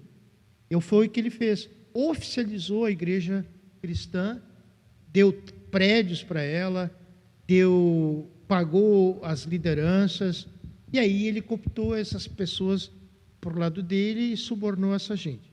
Tá? Mais ou menos, em linhas bem simples, gerais, foi isso. Tem mais detalhes. Tá? Antes disso, teve os agnósticos e tal. Mas então a igreja sempre foi tentada a ser desmantelada. As trevas sempre tentaram vários recursos, ou políticos, ou religiosos, mesmo dentro da igreja. Mas ela subsistiu a todos esses movimentos. E hoje vai ser mesmo assim. Cuidem, vai chegar um dia que a gente não vai mais poder se reunir aqui. Agora eles criaram essa Covid aí para enferrar a gente. Mas a igreja, ela é uma unidade que não depende de prédios. É legal a gente se reunir, sim, é importante, mas o cristianismo não depende disso. Não sei se vocês têm esses grupos familiares e tal. É isso que vai segurar o cristianismo no futuro. Na China, aquela igreja subterrânea é isso. Os caras não precisam mais de... Estão destruindo os templos, não precisa, pode destruir. O mundo ficou apavorado. Eu não fiquei. Porque a igreja não é isso. Isso é um prédio onde a igreja se reúne. Enquanto a gente puder, maravilhoso. Mas se não der, nós temos que ter mecanismos de como reverter isso, né? Então, o mundo... e aí eu falei sobre essa questão. Eu ia entrar sobre os vários segmentos teológicos, né? Fora a teologia da prosperidade, outros, mas a teologia marxista, a ideologia marxista, está dentro, sim, das igrejas, muito forte. Eu consegui misturar isso. A religiosidade, eu nunca deixei de crer nos valores do reino, mas eu não sei como é que eles enfiaram essa possibilidade do comunismo dentro da minha forma de pensar secular lá fora. Então, é possível, sim. Vamos virar aqui. Por fim, meios de batalhas do marxismo cultural. Vamos bem rapidinho aqui. Implantação da cultura da discórdia, do ódio, né? Branco contra negros, héteros contra homos. Hoje o cara diz, eu sou hétero. O quê? Tu é hétero? Fascista! Xenófobo, sei lá, qualquer coisa. Tá? A divisão da sociedade, né? Claro. Opressores, brancos e ricos, homens, héteros, pai e família. O pai não tem mais autoridade. O pai é uma opressora, a mãe é uma opressora. O marido oprime a esposa. O marido e a esposa, o pai e a mãe oprimem o filho. É isso que rola. A desobediência civil, né? Intervenção do governo a favor dos oprimidos. É isso que está rolando no mundo socialista, né? Desvalorizar a família, divórcio, aborto, incesto, ideologia de gênero, pedofilia, sexo livre, por aí afora. Então a gente já trabalhou isso aqui antes. Meios de produção de produção nas mãos do governo. O governo não quer que você tenha uma empresa. Ele tem que ter, porque aí ele controla tudo e a todos. E essa grana dos meios de produção da riqueza, ele dá para quem ele quiser, os caras que defendem a estrutura. Quando eu estava em Moçambique, dando um curso lá, eu disse para o missionário, mas peraí, esses caras, essa população aqui não tem empresa, não tem indústria, não tem pouco turismo. Como é que eles têm caminhonetes enormes? Né? Da onde vinha o dinheiro? Da Europa. Para que eles pudessem usar... Professor, só pedir que o senhor fale no microfone, por favor. Obrigado. Para que eles pudessem usar em função da população mais carente. Nada. O Partido Marxista Moçambicano, eles pegavam essa grana e davam para os caras que trabalhavam com eles, dos funcionários públicos, que eram filiados ao partido. E aí rolava muito dinheiro. Caminhonete. Eu visitei umas escolas lá, nem aqui no Brasil tem, eu acho, de primeiro mundo. Quem é que frequentava aquilo ali? Os filhos dos funcionários públicos de alto escalão. Então, essa elite, porque eles falam mal da propriedade privada, falam disso, mas eles gostam disso, eles gostam de dinheiro. Quem gosta de dinheiro é marxista. Quem gosta de trabalhar somos nós, trabalhadores, que não somos marxistas. Tá? Essa gente adora dinheiro. Eu tenho amigos que, quando tiram férias marxistas, vão para Paris, Nova York, Londres. Ninguém vai para Cuba. Ninguém vai para Venezuela ou Coreia do Norte. Não, esses caras não. Ninguém vai para Moçambique, só eu que fui. Tá? Mas não era mais marxista. Tá? Então, assim, é isso. Tá? E esse é o projeto deles.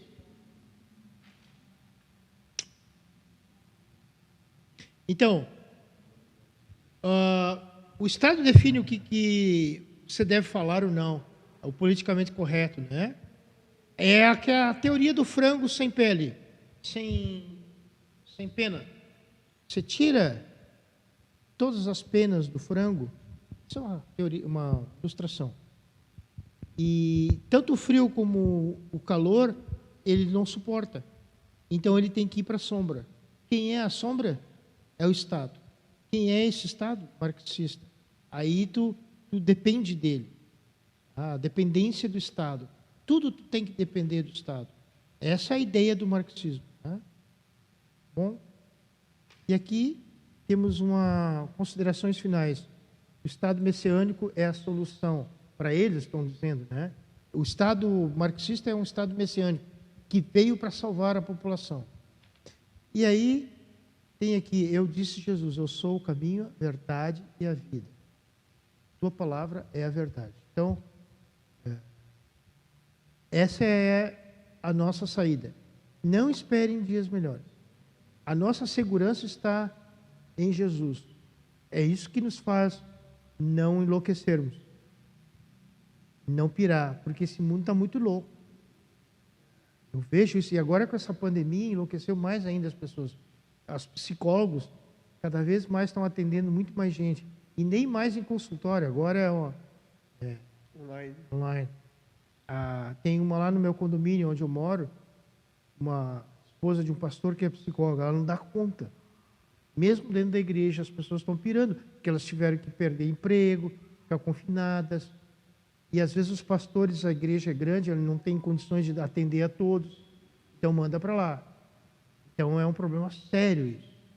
Mas, como eu disse, tudo isso está dentro da agenda escatológica de Deus. Essas coisas estão acontecendo, mas a nossa esperança não é aqui, mas a gente vai administrando. Tá? Temos que fazer algumas coisas, sim, mas nós sabemos qual é o fim desse troço. Tá? Deus permitiu que esse marxismo cultural entrasse na história da igreja e do mundo para que nós chegássemos lá naquele dia, da igreja sendo resgatada. Ok? Bem, Então, Ademar, obrigado por enquanto. Nós vamos ter um intervalo de 5 minutos. Temos um cafezinho ali e nós vamos voltar para o segundo tempo com algumas perguntas. E aí é que nós vamos testar o seu conhecimento. olha, quando eu estava na escola, na primeira aula que eu tive diarreia. Porque assim, o Guri me perguntou um negócio, eu disse, eu não sei. Eu disse agora, e eu disse, se tu me trouxer a semana que vem, o que é isso? Pesquisa, eu te dou um ponto. Fui lá na biblioteca, isso há 30 anos atrás. E aí eu descobri que eu não sou biblioteca ambulante. Se sei, digo que sei. Se eu não sei, digo que não sei.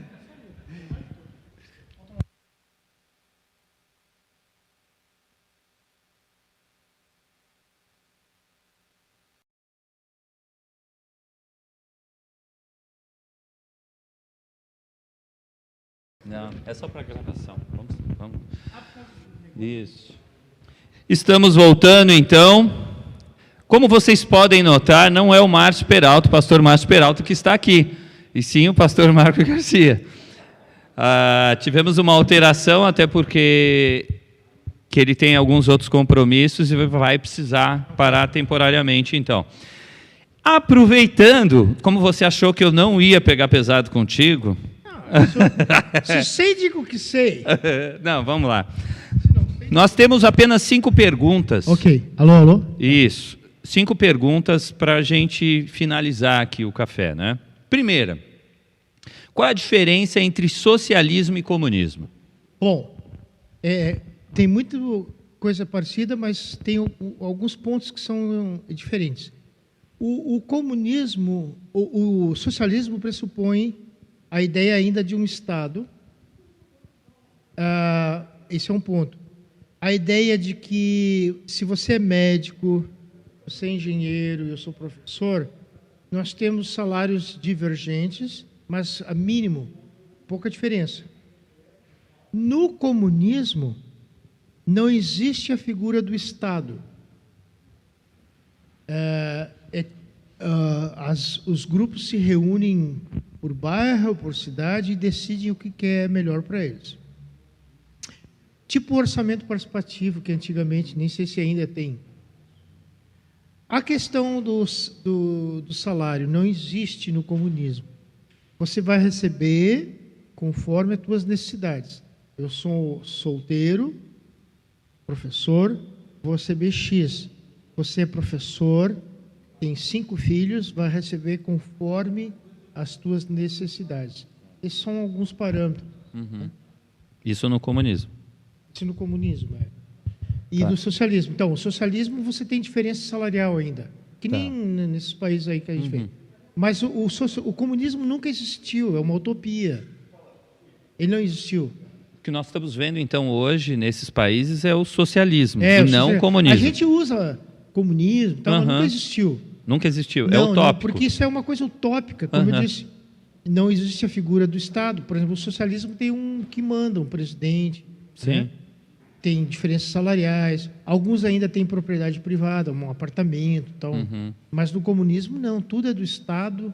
Aliás, não existe a figura do Estado, né? Sim, Como é que tu vai organizar uma sociedade sem uma figura do Estado? Não tem como. sim. Tá? Ok. Segunda pergunta. É possível um cristão ser socialista? É possível porque tem um monte aí, né? Mas ele não entendeu a mensagem do Evangelho na sua totalidade ainda.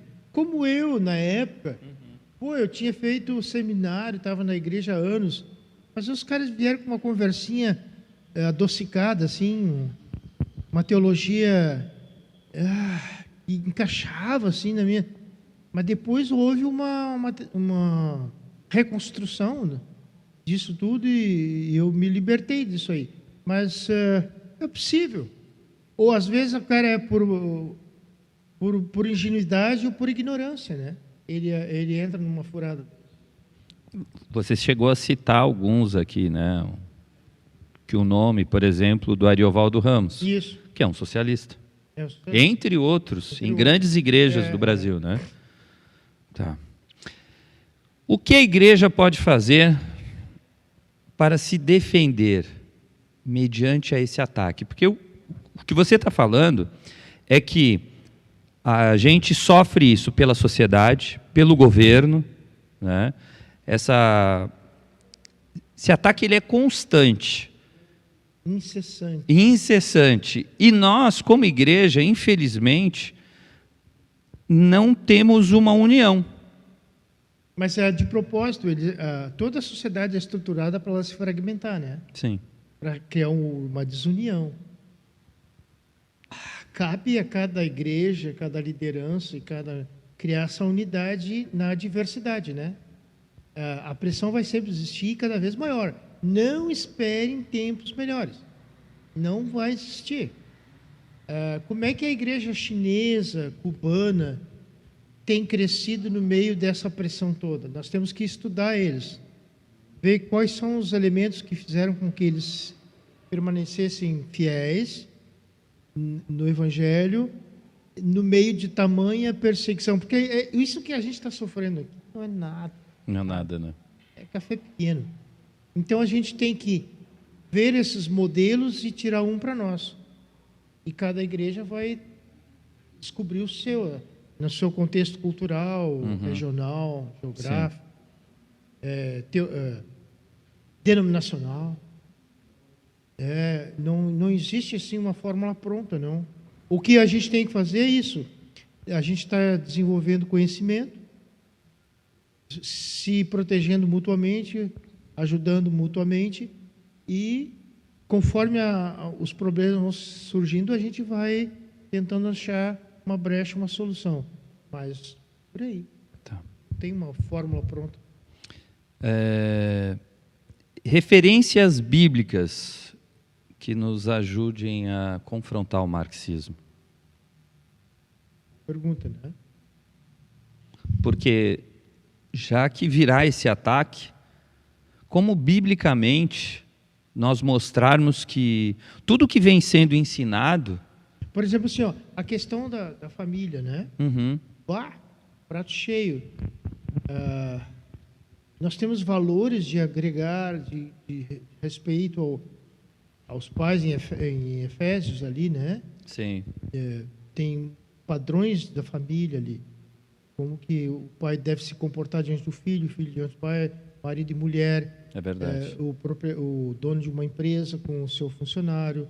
São princípios ali básicos. Então, a gente tem que ir atrás dessas informações. A Bíblia toda tem uma coisa só, né? Sim. Então, passagens é que não faltam. Mas, por exemplo, o livro de Efésios, primeiro, ele trata sobre a ideia da conversão e tal. Mas do capítulo 4 a 6, é como é que a igreja tem que se comportar como unidade, como família, da família de Deus. Então, ali tem vários princípios ali. Do 4 ao 6, ali é um tapa só, uma pegada só, tu vai ver coisas muito interessantes da organização familiar e da família bíblica, que é a igreja, e celular, né, que é a família única. Então, tem muitos princípios ali. Seriam muitas referências. Então, o ideal é que nós tenhamos o hábito de ler a Bíblia constantemente. Não tem outro jeito, né? Esse é o caminho. Livros, isso, para Bíblia, podermos nos defender. Conversas, diálogos. Sim. Buscar na multidão de conselheiros. Sabedoria. Uhum. Não tem toda a verdade junto, né? Então, sim, claro. Mas num grupo a gente vai se aconselhando. Essa é a estratégia. Perfeito. E sei que você contou aqui da sua história, né? Mas por quais razões você deixou o marxismo? Nem eu sei. Foi uma coisa de Deus mesmo, porque tem muita gente no meio evangélico que não largou esse troço ainda. Principalmente quando começou a corrupção, o roubo que a mídia começou a mostrar ali no Mensalão, no tempo do Lula. Eu disse, não, só um pouquinho. Esse discurso que os caras estão dizendo não bate com o mesmo princípio. E até então era uma coisa romântica, né? estão do lado do povo. Aliás, o socialismo ama os pobres, de tal forma que eles multiplicam eles. Quanto mais pobre tiver, melhor, porque aí depende desse sistema, né? É Eles verdade. amam tanto eles que os multiplicam. Então, é uma farsa, né? Você tem que dar trabalho para o cara, ele tocar a vida, mas não um paternalismo, assistencialismo.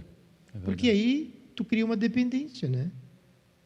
Qual era a pergunta mesmo? Eu Por viajei. quais razões você deixou o marxismo? Então, pois é, então, quando começou essas roubalheiras, eu tenho princípios éticos?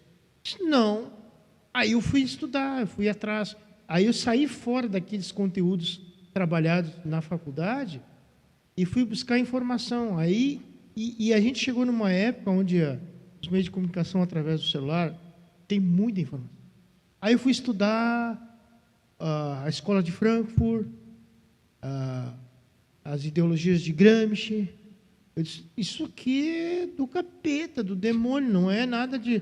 Porque os caras me vieram com outro discurso bonitinho, Sim. né? Açucarado. Não era nada disso. Eu disse, não, eu vou ficar para esse lado aqui, fora. Entendeu? Que Deus, então, possa tocar Hoje os corações, sou né? muito convicto. Nossa. Fala. Pode. Claro.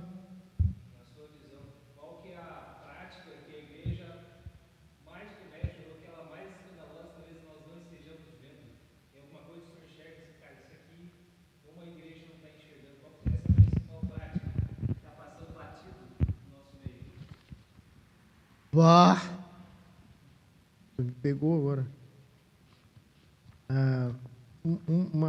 Porque assim, cada igreja, cada denominação tem as suas limitações, suas fragilidades, né? Teológicas, sociais, culturais. Então, é difícil você botar tudo numa caixinha, assim. Isso aqui é o problema da igreja. E cada indivíduo tem as suas mazelas, as suas lutas. Eu tenho as minhas, eu sei muito bem quais são elas. E eu estou dentro de um contexto de igreja, quer dizer, de cristianismo. E o meu problema é diferente do teu e dele. E é a minha luta particular.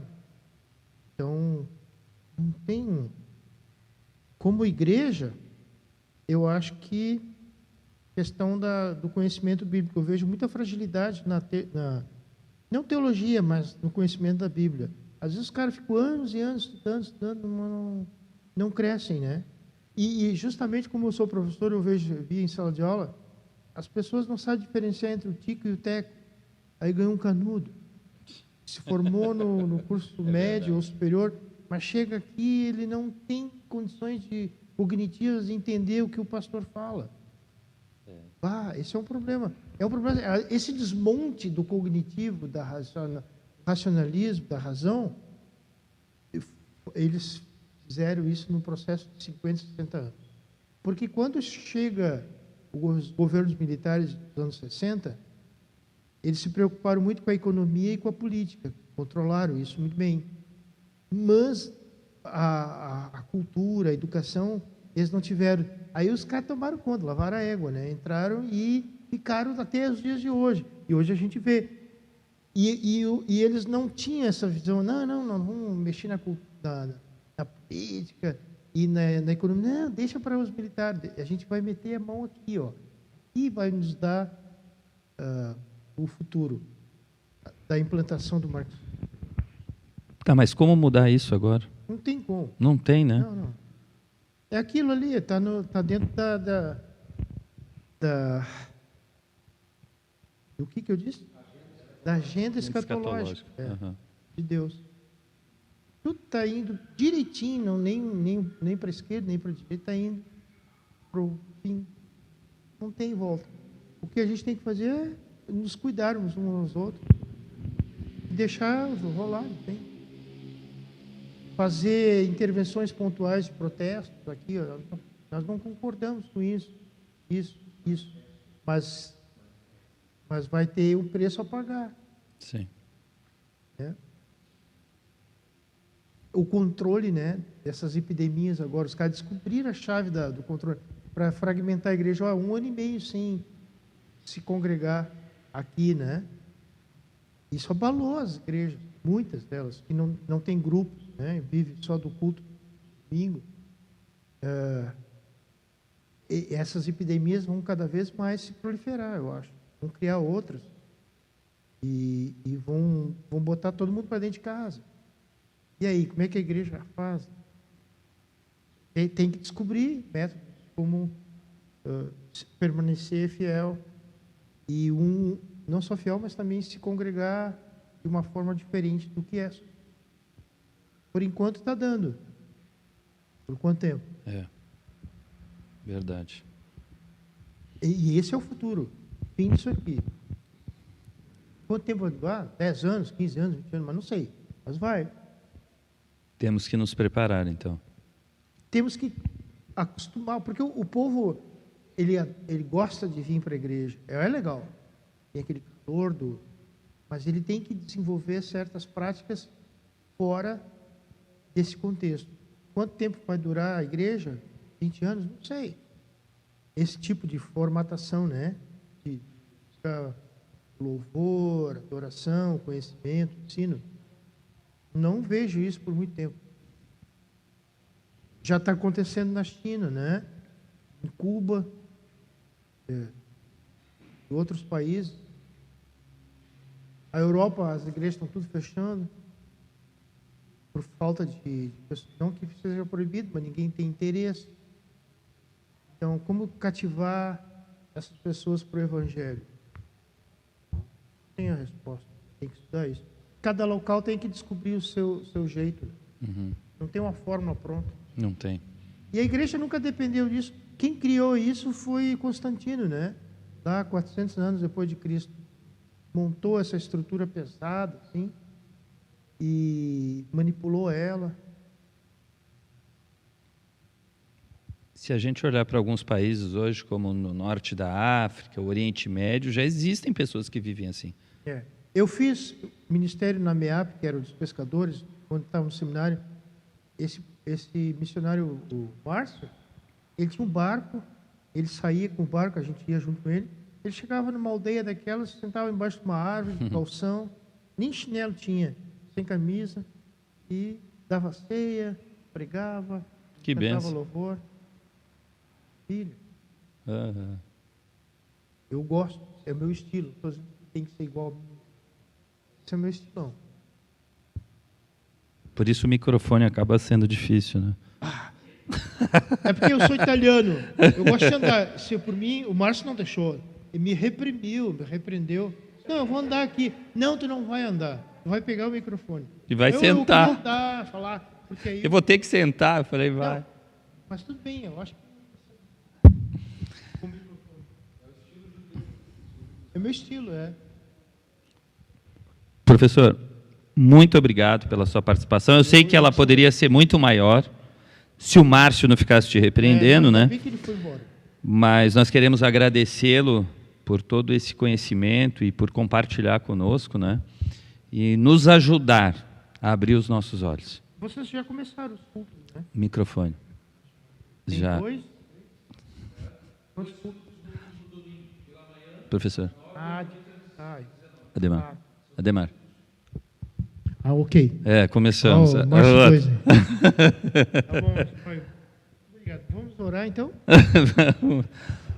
Pastor Micael, o senhor pode orar Claro. pelo professor? O senhor pode... Vem para cá. Vem para cá. Eu posso ler o texto antes? Claro.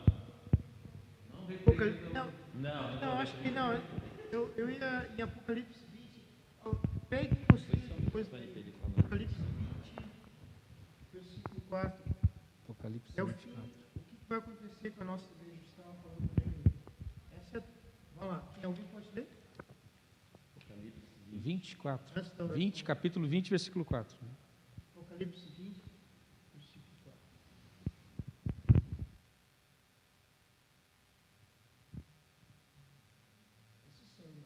Abre a Bíblia.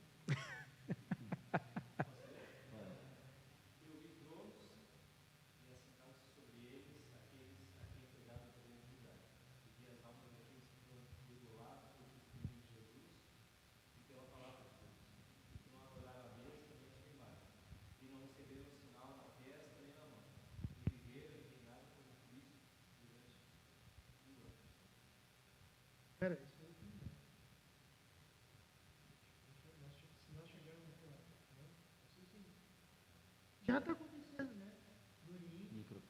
Islâmico fazendo isso com os cristãos. Milhares de cristãos morrem degolados por ano. E a mídia marxista silencia-se. Mas é isso. Nós estamos vivendo quase o apocalipse agora. Está acontecendo esse negócio.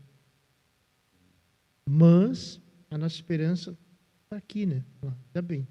Vamos lá. Senhor, nós queremos te agradecer pela oportunidade que o Senhor nos dá a todos nós. Estamos aqui, Senhor, participando deste café teológico. Te agradecemos pela vida também do professor Ademar, que esteve conosco, compartilhando, Senhor, da sua experiência, do seu conhecimento, Senhor. Nós cremos, ó Deus, que o Senhor tem capacitado ele também, tem usado ele também hoje aqui nesta tarde, a fim de que nós sejamos esclarecidos em relação a este tema tão importante, Senhor, que não tem a ver apenas conosco, mas tem a ver também com as próximas gerações, Senhor.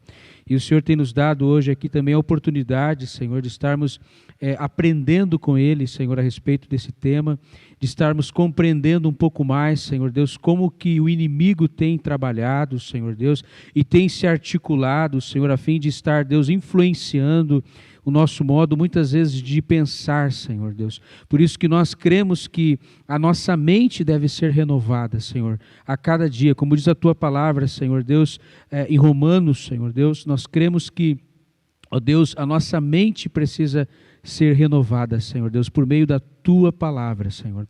Que o Senhor continue nos dando clareza, Senhor Deus, discernimento, sabedoria para vivermos esses dias que nós estamos vivendo, que são dias difíceis, Senhor Deus, dias em que nós estamos sendo atacados, a nossa fé tem sido atacada, Senhor, diariamente, constantemente, mas que o Senhor venha nos dar sabedoria, Senhor, venha nos fortalecer espiritualmente também, Senhor Deus, a fim de que nós venhamos vencer essas batalhas, essas lutas, Senhor, também como igreja, Senhor, venhamos nos posicionar, Senhor, entendendo que nós não devemos abrir mão das nossas convicções, daquilo que para nós, Senhor, são pilares, Senhor Deus, que sustentam, Deus, a nossa fé, Senhor Deus, e nós queremos nos manter firmes, Senhor, não queremos retroceder, não queremos também, Senhor Deus, desistir, como, ó Deus, muitos cristãos, ó Deus, em meio a essas pressões, têm sido, ó Deus, têm cedido a essas pressões, mas nós não queremos ceder, Senhor, nós queremos permanecer firmes, Senhor, sendo fiéis ao Senhor, fiéis à Tua palavra, e por isso nós carecemos da Tua graça, e, ó Deus, pedimos que o Senhor venha estar capacitando, Deus, os jovens dessa igreja, os adolescentes, os pais, as famílias dessa igreja, Senhor, a fim de que nós sejamos uma igreja forte, Deus, uma igreja aguerrida, uma igreja, Senhor, que permanece fiel a Ti, Senhor Deus, e perseverando, Senhor, firmes, Senhor Deus, ó Deus, diante desses desafios que nós estamos, ó Deus, enfrentando como igreja, Senhor Deus, deste país, Pai. E nós, Deus, Te louvamos mais uma vez pela vida do professor e missionário Ademar, que o Senhor continue usando a vida dele, abençoando ele, aonde ele for, Senhor Deus, que o Senhor, a Tua mão esteja sobre ele, guardando ele, Senhor, cuidando dele também, Senhor Deus, e que ele continue sendo uma ferramenta em Tuas mãos, Pai. É o que nós Te pedimos e por tudo nós Te agradecemos e oramos assim, encerrando este momento, Deus, gratos por tudo em nome de Jesus. Amém.